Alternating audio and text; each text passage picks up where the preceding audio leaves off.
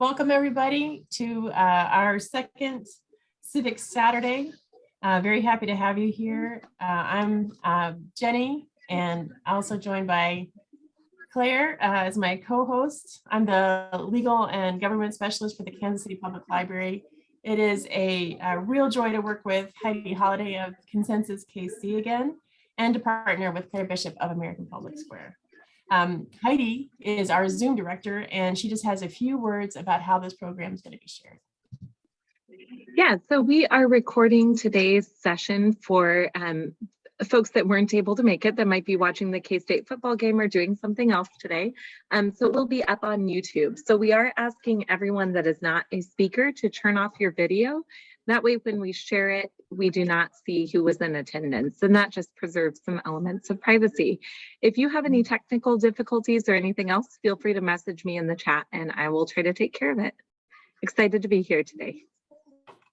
Thank you so much. And also throughout the program, if you have any questions or comments, please go ahead and put those in the chat. Claire and I will be monitoring chat throughout the program. We are delighted, really and truly, to be joined by our special guest, Jillian Rainingbird, Monet Renfro, who will be our reader today, Emily Wolf from Kansas City, the Kansas City Beacon, and Jean Ann from the city manager's office. And I just wanted to say too, with both the Kansas City Beacon and American Public Square with us today, I'm excited to have two founding members of the Kansas City Media Collective. I don't know if you knew about this, but it's something I love because I'm a huge fan of collaboration. They are working together to make sure that local news is even more easily available, and that the coverage is equitable, and that the operations are sustainable. Kelsey Ryan, who is the publisher and founder of the Kansas City Beacon, said, "The idea behind the collective is to work together to pull resources, to start collaborating, and to find ways to better serve our audiences and the public." So I'm all in favor of that.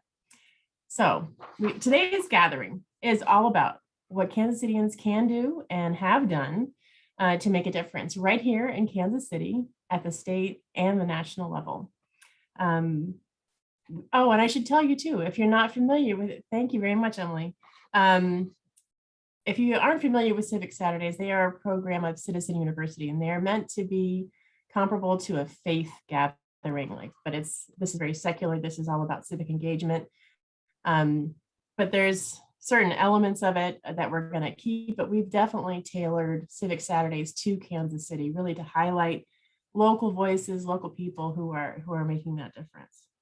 We're going to have a centering moment, which is part of the Civic Saturday, part of that civic analog, and Monet will share a reading, and then we'll hear from Jillian Rainingbird, and then from the city manager's office about what's happening there and ways we can engage there, and also from Emily about what the Beacon is doing to promote civic engagement and knowledge about local government efforts. So our first Civic Saturday this past June was pretty fun. I love working with Jelly Beckworth and Brianna Bonner, and we had Councilman Brian Ellington and Austin Taylor, who's the executive director of Black Privilege, talking about the introduction of the Office of Civic Engagement, Office of Citizen Engagement for Kansas City. And we're continuing that conversation today. We really want to share how you can connect to the city, how you can have your voice heard. I am so inspired by Jillian Rainingbird. This is really my first time getting to meet her, and it's really thanks to American Public Square. I know you will be inspired by her too. I just know it. And I wanted to share really quick too, that the Beacon has teams dedicated to local government and to civic engagement. I'm going to drop those in the chat in just a little bit. And I also hope you'll take a look at what I get to do at the Kansas City Public Library, because I've collected civic engagement resources for you. And just really quickly, doesn't have to be, we talk about this a lot at American Public Square, it doesn't have to be big, huge things. It's about registering to vote. It's about going to your city council meetings. It's about going to your council meeting, your district meetings, making sure you're plugged in that way. And so after all that big introduction and lots and lots of talking, this is our centering moment time. And this is just where we're going to take a nice deep breath, everybody. And let yourself just focus on the time and the people who are with you today, whether you're with us right now on November 12th or whether you're watching this later, letting go from the distractions of the week, because we all have them. We have a beautiful sunny Saturday here. And we'll hopefully all be outside in 60-degree weather. We've timed it perfectly. At 1:30, it'll be 60 degrees outside after our session. And this is the time right now to just bring yourself in this moment. And I'm really so glad that you're here. And this is my moment too, really quick, where I get the honor of introducing you to an extraordinary person, and that is Monet Renfro. She's a senior this year, and she has been an outstanding advocate for civic engagement, for special needs children, for educational equity and youth leadership. A great example, and I'm so glad that she's active here in Kansas City and that she aspires to be a nurse practitioner. Monet, please go right ahead. Thank you, Jenny, so much. Okay, you guys, let's just come to a moment of peace. You know, this is a centering moment, so let's just all take a deep breath and just get away all the distractions.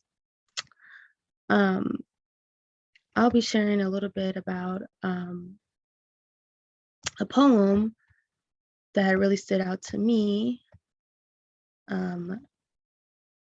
within this past year. Someone I chose was Amanda Gorman, and I will be reading a piece from the inauguration poem, and yeah. Sorry, guys. Okay.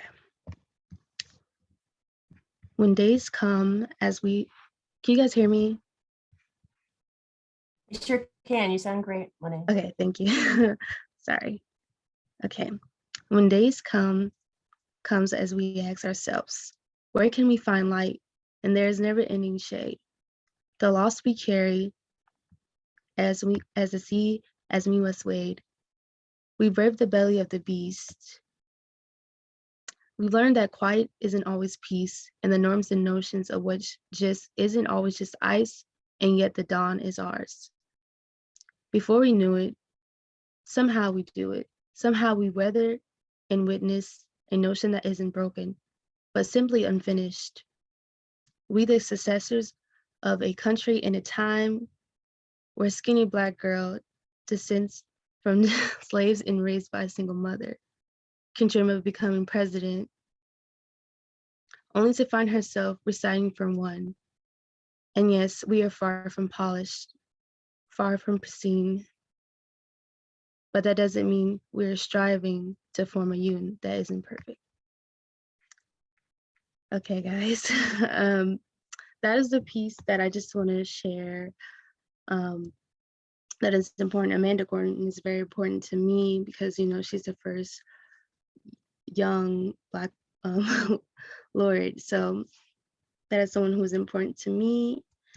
And I just want you guys to think about, you know, centering moments to you guys and people who inspire you.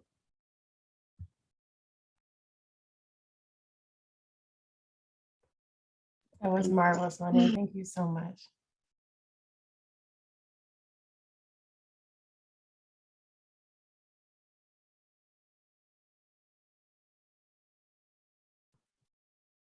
Claire, would you please go ahead and introduce our special guest today?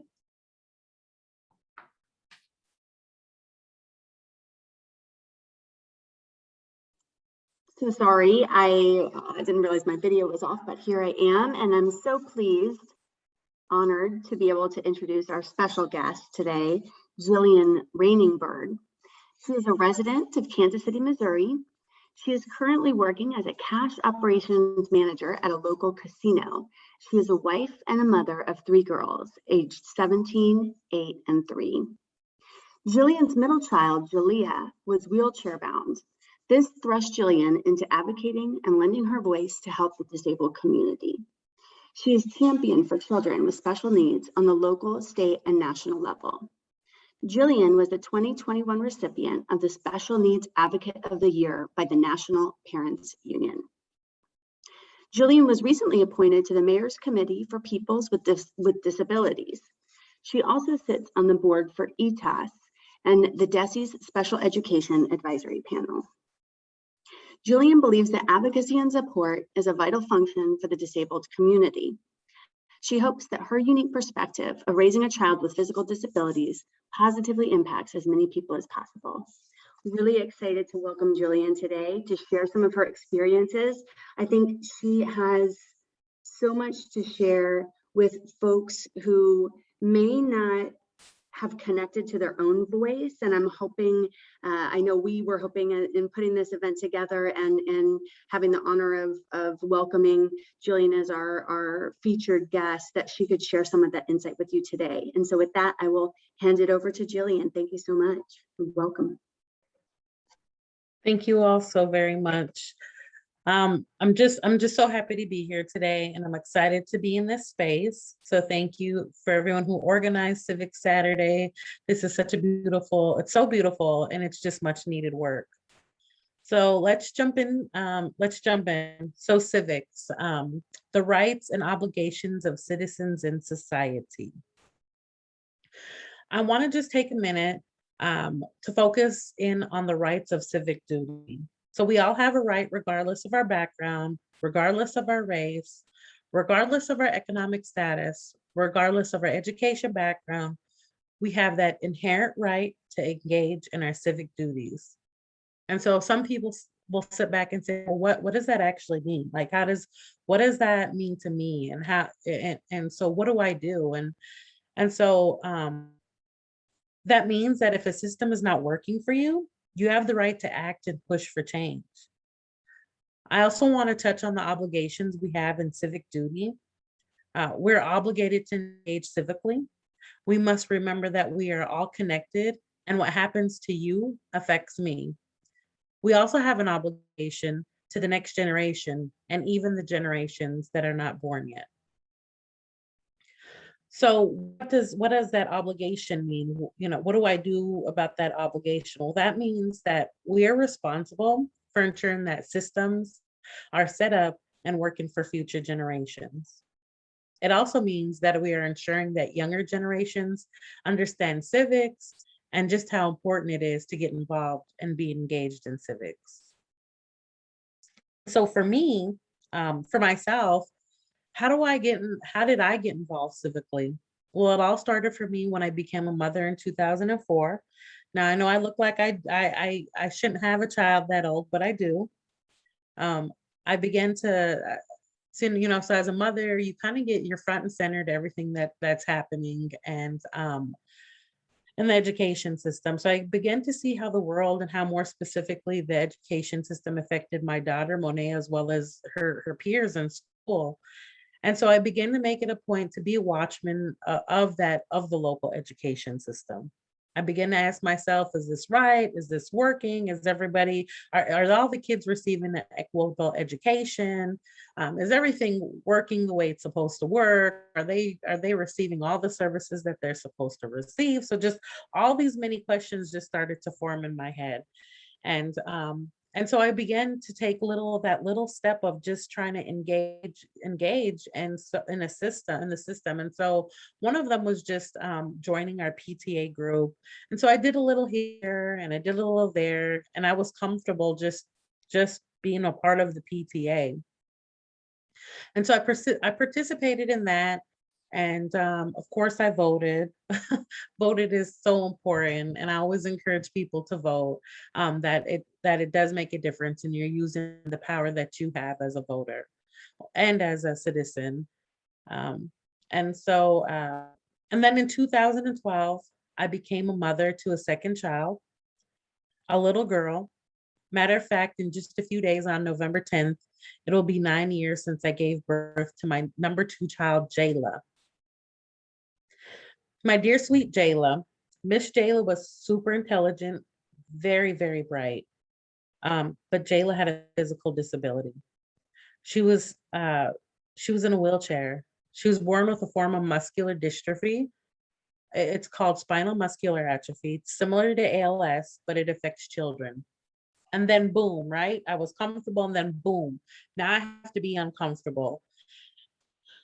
So I'm in these uncomfortable situations, and I didn't like where we were in a society. I didn't like who we were in a society as parents of a disabled child. I didn't like how she was able to participate in society, and I started to understand that things just didn't work for a disabled child, particularly in Kansas City. So in this situation, our family was led to get engaged civically. We had a duty to build a bridge. The bridge had to be handicap accessible. The bridge had to have handicap parking. The bridge had to lead to an education system that can holistically educate the mind, body, and soul of a little Black girl from the east side of Kansas City in a wheelchair. This bridge had to lead to a medical team that understood our complexities. It had to lead to us, to social services and any other social organizations that could understand and can help us deal with the complexities of our everyday life. And then also it had to lead to a medical team that could understand the complexities of diseases as well. And so we were called to advocate. We advocated on different levels. We advocated, as a parent, you advocate for your student in the class. You advocate in a medical system. You advocate to the doctors and say, this is what is best for my child. And while you're doing that, you're also advocating for others as well. And so we're going over the bridge, we're helping to build these bridges. But we built that bridge the best way we knew how. And that bridge was a little rickety because we built it with what we had. The bridge is still in need of work because there are others who are needing to cross. And every time somebody enters onto that bridge, as they cross over, they lay bricks of knowledge and know-how. And on that bridge, we had trolls, and that they stalled us from moving forward at times. And they even rocked our bridge, causing us to sway back and forth and back. Sometimes things would get frustrating for us. These were setbacks, and we had plenty of them. And when you go down to City Hall and when you show up to board meetings, things may get frustrating, and you may even want to stop, but keep going. Keep showing up in board meetings, keep knocking on doors, and keep showing up to tables where decisions are being made, because you have that power. And your voice is so very needed, and your input is needed. And as we come off our bridge, and as we exited off the bridge, we had one of our biggest setbacks in our lives. In March of 2019, our sweet Jayla was diagnosed with another disease. It was diffuse intrinsic pontine glioma. It's an incurable and operable brain cancer. Our sweet girl fought, but she finally met peace. On 7/7/19 at 16:16 in the evening, Jayla passed away. And so I share that because it's the truth. You're going to have setbacks. People are not always going to see where your point of view is. It's a matter of fact that people are not even going to understand you or the way you speak. But you're going to have to build connections with them because you have commonalities, and you may even have the same goals. You also build beautiful. You're going to also build beautiful connections. You're gonna get in tune. You're gonna get connected to great networks to rely on. A few organizations that have been amazing for me. One of them is the Parent Leadership Training Institute with Dr. Julie Holland, who directs that. They review civics with parents, and they train parents on how to navigate the system to be engaged. And then there's also the Parent Power Lab with Spark Bookhart as the convener. And that's all about community organizing. I always encourage everyone to get to know their representatives and legislators on the city, state, local, and national level. Align with those organizations that share your commonalities, so that you'll have a bigger organization, and the more there is, the better it is to just try to engage with whoever you want to and try to meet those goals that you have in mind. one of the biggest misconceptions of engaging civically is that you have to meet a certain standard. You don't have to. You could be like me from the east side of Kansas City. Um, you don't have to. You don't have to reach a certain economic status. It doesn't matter if you're rich or poor. You don't have to be in a certain tax bracket. You don't have to have a PhD. You don't have to have your master's degree to go down to City Hall if something is bothering you. If you want to see change, if you want to push for change, all of that does not matter. The only thing that matters is your voice and how you use your voice. I always tell everybody there can never be social or political change unless you engage yourself civically. There's absolutely no way around it. If you want to dismantle systems of oppression, you must engage civically. And so one of the questions that I like to ask is, what bridge will you build? What bridge will you prepare? Who will you lead to that bridge? Who will you lead off that bridge? And who are you going to call on to fix that bridge? You know, I've been, just a little of my background, I have on our fight for spinal muscular atrophy, Jayla's story was heard on the Kansas side and on the Missouri side in the state capitals because it took us 2 years to figure out why Jayla couldn't walk, and we went to multiple doctor visits, and in both the Missouri legislative system and Kansas have passed laws now that every time any child that is born in the state of Missouri or the state of Kansas, they will now be screened for spinal muscular atrophy. It has been added on to those screening panels that every child receives when they are born. And it didn't take anything special to do that. It was just a mother who was concerned and didn't want other families to have to deal with the issues that we dealt with. I've called City Hall for things that may seem small to everyone else, but it was big for us. One of the things was having Jayla needed a disability parking spot in front of her school. Where they started to do construction, and they moved her disabled parking spot from the front of her school down a hill, and actually middle of the hill. So I had to call and I had to make a few calls, but it was well worth it because we were having a hard time pushing Jayla in a wheelchair up a hill to get to her school. And sometimes things aren't done out of spite or just to give people a hard time. Things are done because people just don't know. And so it's important to, in that situation, it was important to lend our voice and tell them the challenges we were having so it can be fixed. And going forward, they know now to watch out for, they know that it's not a good idea to move a handicap parking space down the hill, that it is hard to push somebody up a hill in a wheelchair, and it's not, and unfortunately, and people just didn't see the things the way we seen them, and they weren't privy to the situation that we were in. So always lend your voice, speak up when you can't speak up no more, and don't be afraid. Don't be afraid to get to know your representatives. Talk to them, call them, email them, show up at board meetings, knock on doors, ask, your representatives and the people who represent you in your communities are attainable, and they will have conversations with you. And to me, engaging civically is just not on that level, like City Hall and the state governments and the federal government. It's also our education systems, getting involved there, because they do make decisions that will affect your kids. And that there also is people are powerful.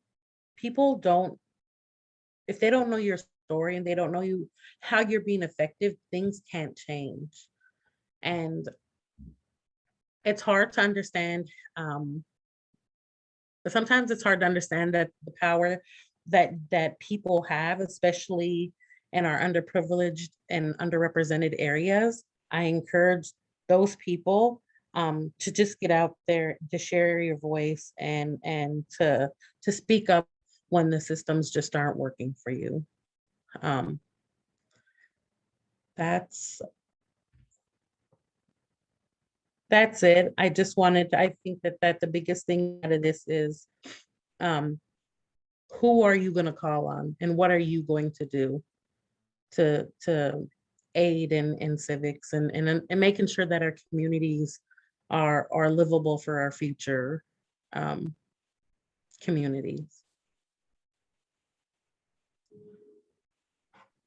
Jillian, I thank you so much. That's a powerful story, powerful story, and it's continuing. I know right now with the presentation you just shared with all of us, and in the work that you continue to do, I'm really proud to know you. Very, very proud to know you. And when you, we have set aside some time for questions from participants, and so if you're okay with it, we'll just kind of leave it open. If anybody wants to unmute and ask a question or put it in chat, and we can do that for you.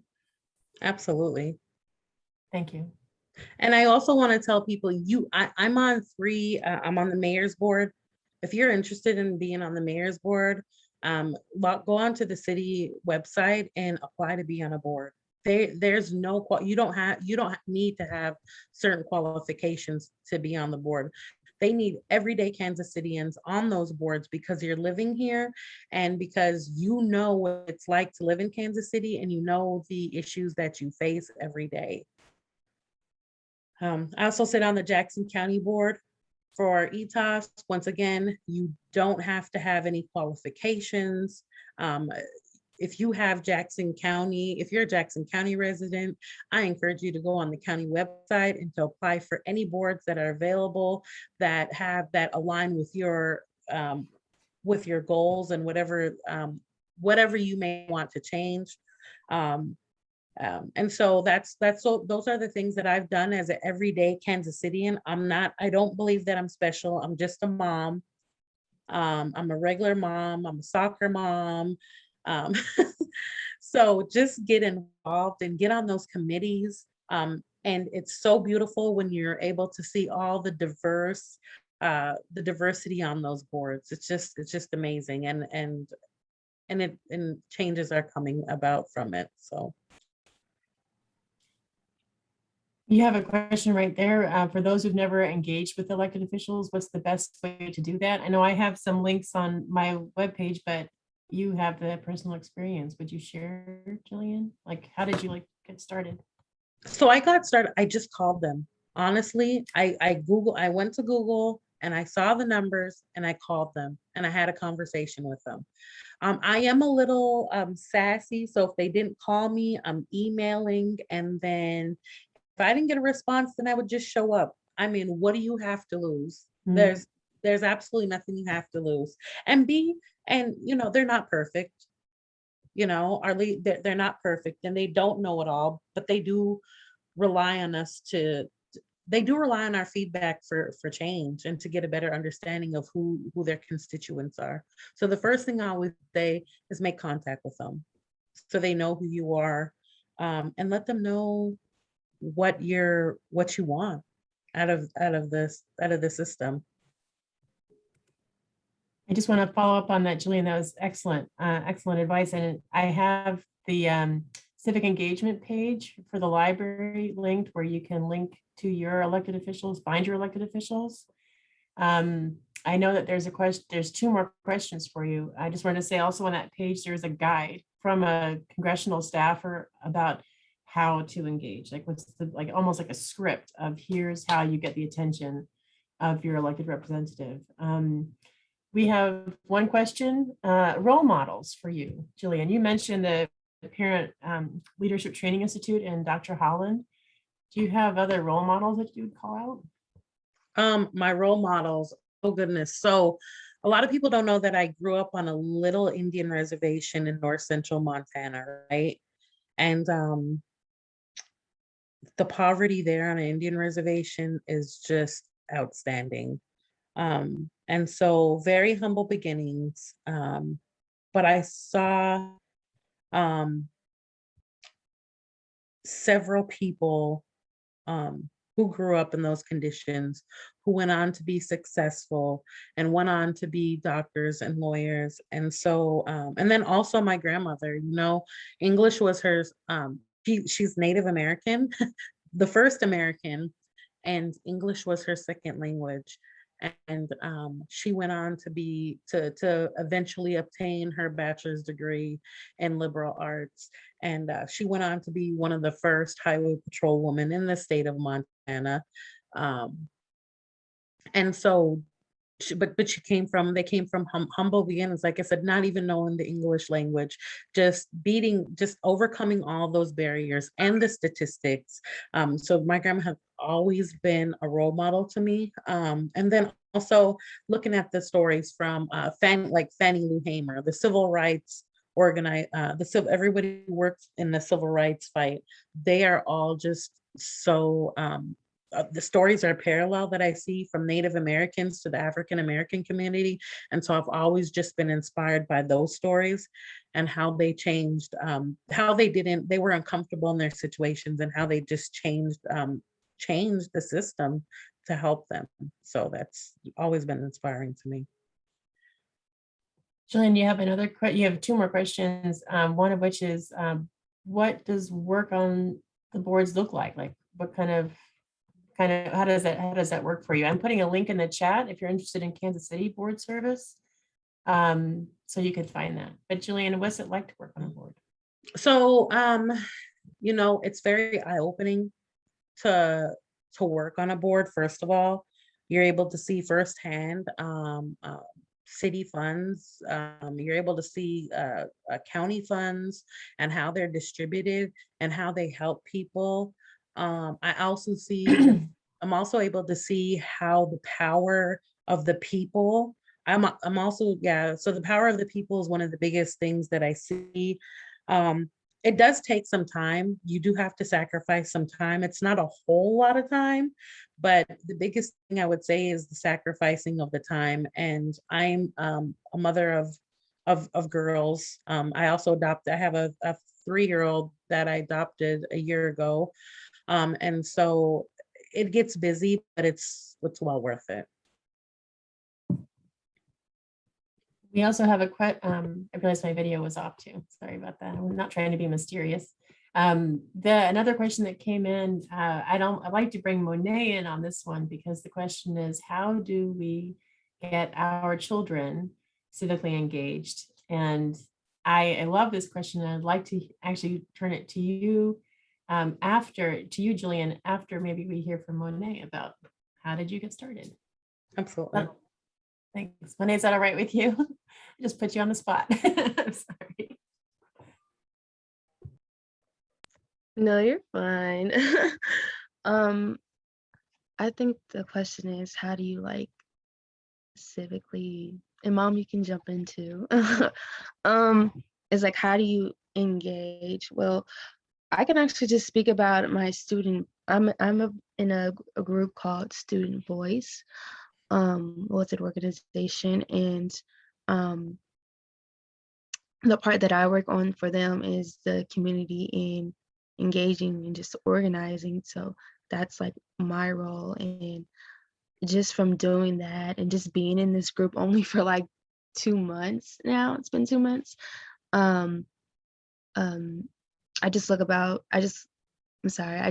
all the situations that's what's actually going on in our schools, and just public and in charter schools at that. And also in our group, there's students from all over America. So it's just not Kansas City or just Missouri. It's, California, Colorado, New York, Alabama, all over. And it's just crazy to see how many similar situations that are happening in Missouri are happening all around the United States. And so that right there, it made me mad. Like it sparked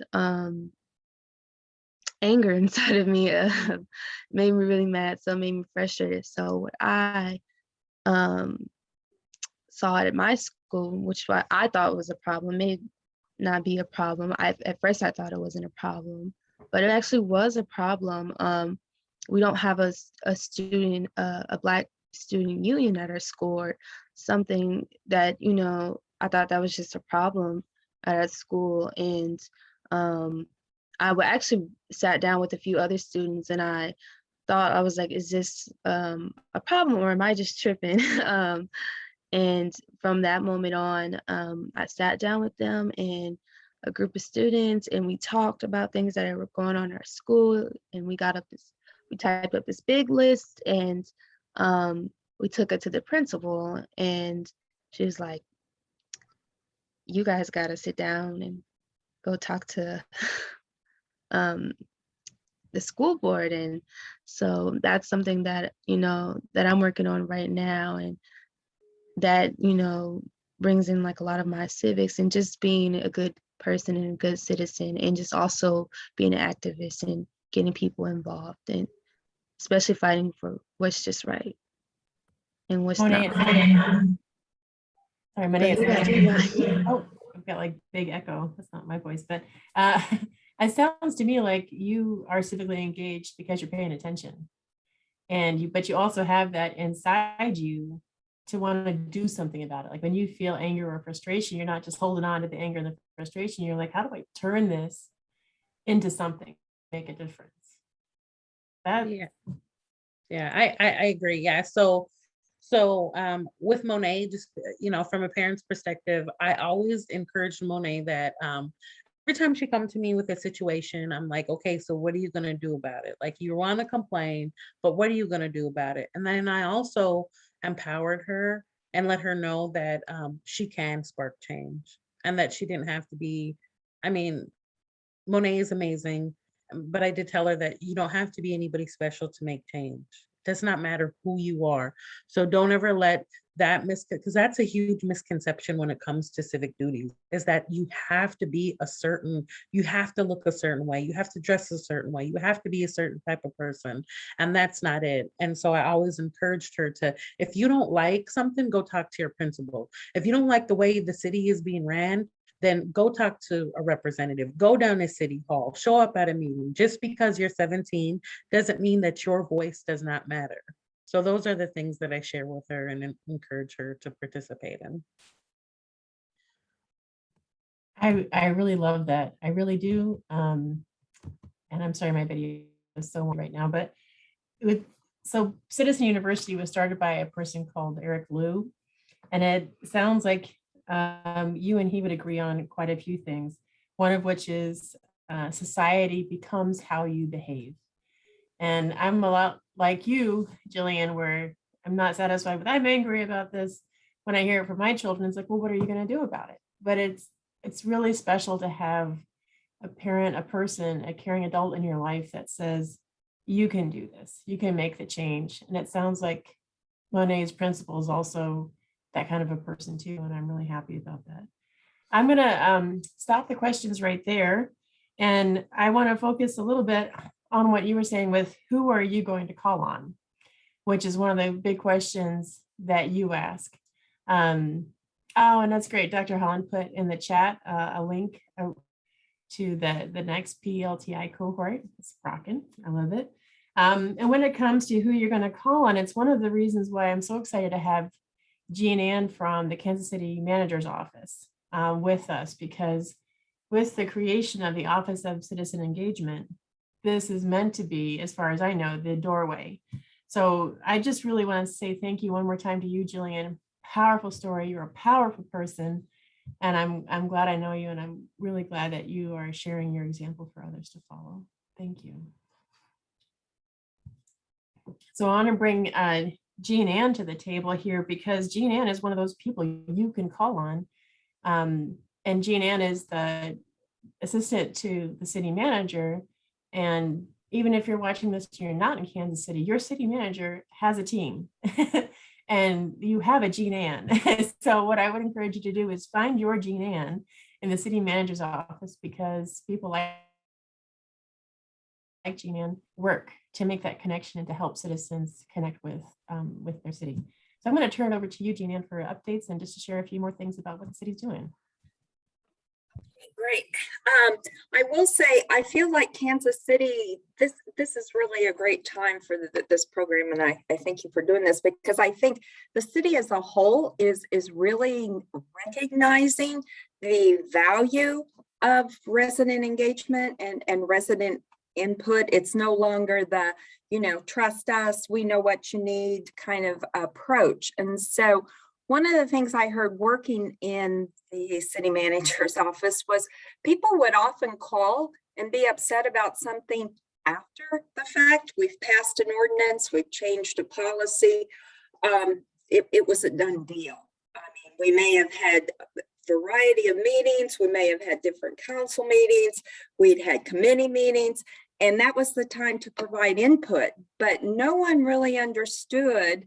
And I can tell even from some of these questions, they don't know how to do these things. So one of the first things I did a number of years ago was I started what we call Community Engagement University. Has a lot of graduates, some of which are on this call. But that was kind of the intent of that program, is we wanted to educate residents on what we do and how they can be involved, because sometimes you don't always understand why we have to do things the way we do. And once you understand how we work, we've seen in Community Engagement University, one of the things I will see, and I know, Jenny, you've been in it, you can add anything on that, is that— I loved it. Great. One of the things is sometimes once residents understood some of the things we did and why we did them, and especially the budget, I think that was one of the things we saw. A lot of times people came in and they thought we should spend money here, here, and here. And once they learned how the city worked and how it all worked together, then we even played a budget game, and how people allocated their money was totally different once they were more informed.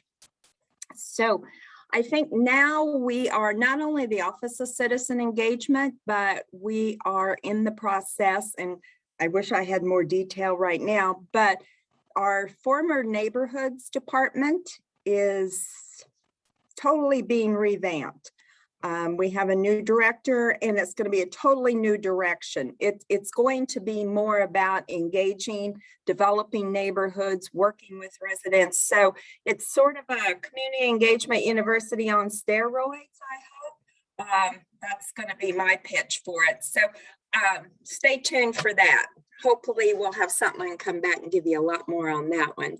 But one of the things, Jillian's brought up so many things, I started making notes on this so I can cover everything in my time. But besides all of that education, we are really launching a number of different programs out of the Office of Citizen Engagement.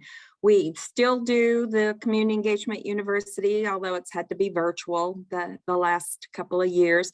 We really would like to get back in person, and we do that several times a year. But we've also started a series of lunch and learns. And so I think Jenny's going to send out some different links so you can see everything and get on those. But lunch and learns, we love to take topics, anything that you would like to see. We have one coming up that's about snow and how our new snow removal program is going to work. Hopefully we don't need it, but if we do, you'll know how it's going to work. We've also done one on using our open data, which is a website where we have so much data in there, like Citizen Survey, 311. It's really great for you to actually see the data behind some of the different things. So she'll send you a link to open data. We have the new 311 app, and I hope every single one on this call, if you live in KCMO, has it downloaded on their phone, right? Hope you get a lot of thumbs up on that one. That's how you can report the issues that you see in the city. It's just one more way. You can definitely call 311, although they're extremely short-staffed right now. But this gives us a tool to see what's important to residents. Between our citizen satisfaction survey and the 311 data, that's how we're kind of trying to use that as one more voice of what do you need and where do you need it. But we're still looking for a lot more ways to partner. And one of the things I will encourage everyone to do is if you go to the city's website and you sign up for Alert, it's called Alert KC. And that gives you a lot of different notices. There's all kinds of things on there where you can sign up. All of our city council members send out emails. They will publicize all of their meetings. Every single council has a monthly meeting. And as Jillian mentioned, go in person. I think some of those have been virtual, but they're back to doing those in person at a variety of times. And that's very much a great place to hear not only what's coming up, but you can also then face-to-face tell your council member how you feel about something before it gets passed as a new ordinance and you hear about it on the news. So really encourage you to sign up for all of those. That's one of the challenges I think we're going to be looking at is how do we educate? Because as much as I'd love to have every single Kansas City, Missouri resident go through Community Engagement University, I know that's just not possible. So what are some different programs and what can we do to educate not just adults, but as you mentioned, the next generation? We try to pilot a sort of a school community engagement university with one of the local charter schools.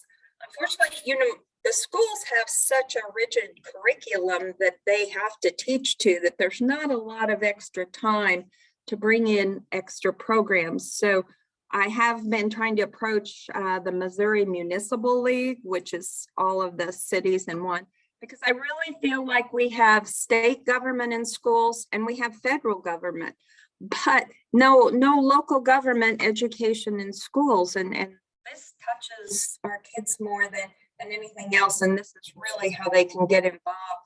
I can encourage them in careers. I mean, you'll hear young kids say, oh, I want to be president, but no one ever says, oh, I want to grow up and be a city council member, or I want to be the mayor. So we have to get them to recognize the value of being involved in that, and definitely vote.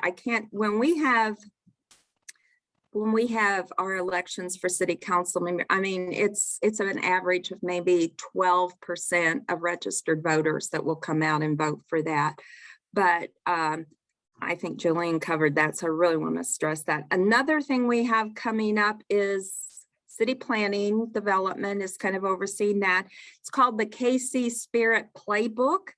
It is going to be the city's next comprehensive plan it's a plan to lay out for years. And it will cover everything from development and transportation and the bike lanes and different things like that. So I really stress they have a variety of meetings and a variety of different ways to get input from the residents. So I really encourage you to look at that website and a chance to contribute to that. I know we've had a number of new bike lanes added. Heard a lot of calls from residents, either they love it or they hate it. There doesn't seem to be much in between. But this is the chance where we lay out plans for things like that and how that would work. And so it enables you to have your voice in that as well too. But just quickly, because I think I'm about out of time, our Office of Citizen Engagement is working on a variety of things and will cooperate with the new department on some of those. One of the things we're putting together is a new resident package, because it's often difficult to know everything you need to know, and I can see that even from some of the questions today, is this new package would be available online, but it would also be in printable form. So we're really hoping organizations and Jenny, the Kansas City Library, different groups like that would be willing to share this package and to print it off. And it lists a lot of these things that we've covered. It talks about how to sign up for board or commission. It also talks about here's how you set out your trash. Here's how you make a bulky appointment. I speak at a lot of organizations, and I listen to residents that have lived in the city for years, and I mention bulky appointments, and I'll hear, what's that? I've never heard of it. And so I think we've definitely got to do a better job of letting our residents know. So while we call it new resident package, it might just be good information for every resident. So we're really working with a variety of groups. Actually, I spoke at Councilman Ellington's 3rd district meeting yesterday, and I took one of the drafts, and we're trying to get resident feedback, because we may think we know what you need to know, but we'd like to have resident input on that as well too. So that's one of the things we're working on. Another thing we're working on is volunteers. Am I out of time, Jenny?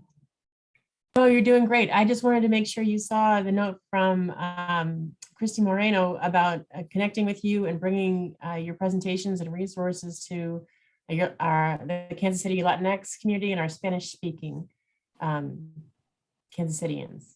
So her email is in there, and that would be an awesome connection. That'd be fantastic. That would be great. And we do have bilingual speakers that are available to go to different things. And the new resident package will be available in a variety of languages as well too. So you'll have that email address for me. Yes, it's in the chat, and I will make sure and share that with you. But it's absolutely Christy put her email in the chat right there, which I just think is fantastic. And I do want to make a bridge quickly, because you're such a great resource, and I wanted to make sure everybody just really appreciate you. Community engagement resource at university was one of the first things I got to do in my new role at the library, and it was absolutely foundational. And I would hope that if people have questions in Kansas City, you can also come to me, and I will do my best to help you sort things out, find things that you need in the city. I'm the legal and government specialist for the library. So come on over if you wanted to make an appointment, and we can work through those things together. Yeah, thank you so much, Jean-Ann. You were fantastic, and you shared so much. All the things I wanted to bring up, like the lunch and learns and all the ways that you're reaching out.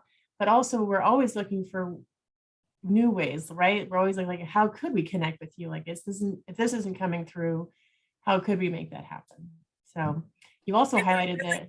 And we're open to partner with, like you said, once I think you went through, we did a partnership and trained a lot of the librarians on what all was available on the Kansas City website and where to find it and how to use it, and got feedback on what we could do to improvements. So we love to partner.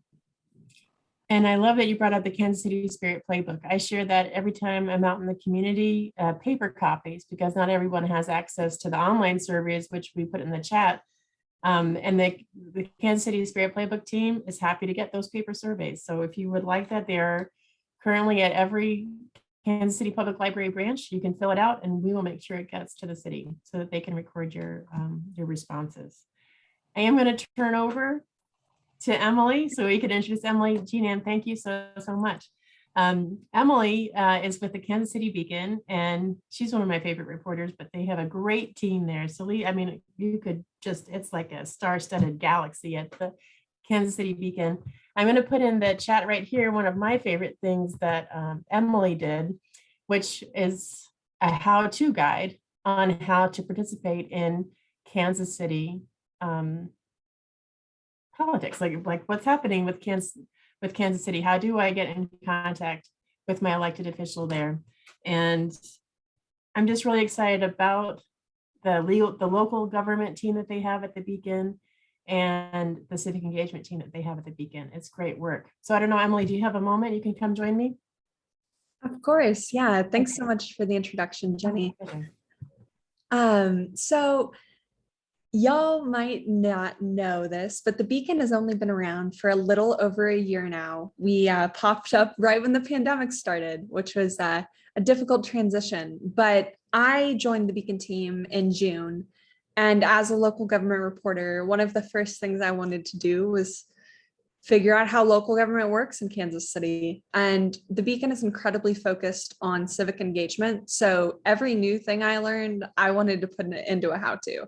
Like Jenny just dropped in the chat, just how to participate in government. If that means, oh, let's look at channel 2, let's go onto YouTube, let's be at our city council meetings. Those are all really great ways to connect and make your voice heard in city government that, you know, you just might not see otherwise. Engaging in city government can feel like a full-time job. Jillian has done a fantastic job being an advocate and managing to balance that with being both a mother and someone who works. And I know that can be incredibly difficult. So over at the Beacon right now, we're really just focused on listening to y'all on how you want to engage with the community further, with your local residents, so on and so forth, and what you need from us.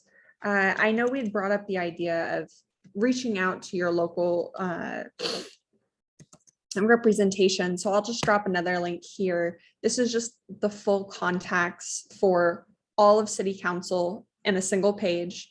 It also has an audio version. So if you have any folks that are visually impaired that would still like to get that information, all of that is recorded audio. And when it comes to the discussion of making sure that, for example, as Christy brought up, the Latinx community, making sure that we can get these resources out in multiple languages. The Beacon last year during voting put out paper voting guides in 5 different languages. So that's something we're really committed to continuing. And I mean, I know we're running short on time here, but I just wanted to say, if y'all ever have any questions as residents that you can't find an answer to, email the team at the Beacon. We're more than happy to just email back and forth with you to find answers, or maybe publish a story on it if it's something that a lot of people are struggling with. So just I'm enthused to be here with this fantastic team and learn more about Kansas Cityans. Emily, thank you so much. We're doing great for time. We're doing great for time. I've been even watching the temperatures climb outside. We're not at 60 degrees yet. So it'll be warm enough just when we're done. But one of the things that we learned from our June Civic Saturday was that people really want a chance to talk with people who presented today, to kind of share their thoughts. And the team and I, when we decided we would kind of keep the focus on one question, and sometimes we would break up into breakout rooms, but I think today is a day, let's just stick together. Let's not break out into breakout rooms where I think it's a great group, a great size. And if you want to put your video on, please feel free to do that. Once we start the discussion, the recording stops so that your privacy is protected, so that it's not, I don't want to say it if it's going to be recorded, mostly so your privacy is protected and we can just have a free conversation. But so we're entering this part of the Civic Saturday where we just get to engage with each other. Aren't you glad there weren't any slides anywhere? I mean, I did not mind that. Zoom fatigue is a real thing, but here I just feel like I'm hanging out with all of you. So, and the whole idea is to say, what's next? What's going to happen next? What questions do you have? What barriers are you facing that might keep you from taking that next step or from becoming civically engaged? And as we talked about, and I love, Jillian, you're so right. We have to get out of our minds. You have to have a certain degree or look a certain way or talk a certain way or whatever to civically engage. It is your show. It is your voice. You make it happen. So we're going to stop recording, and but in case anybody's curious, what we're going to talk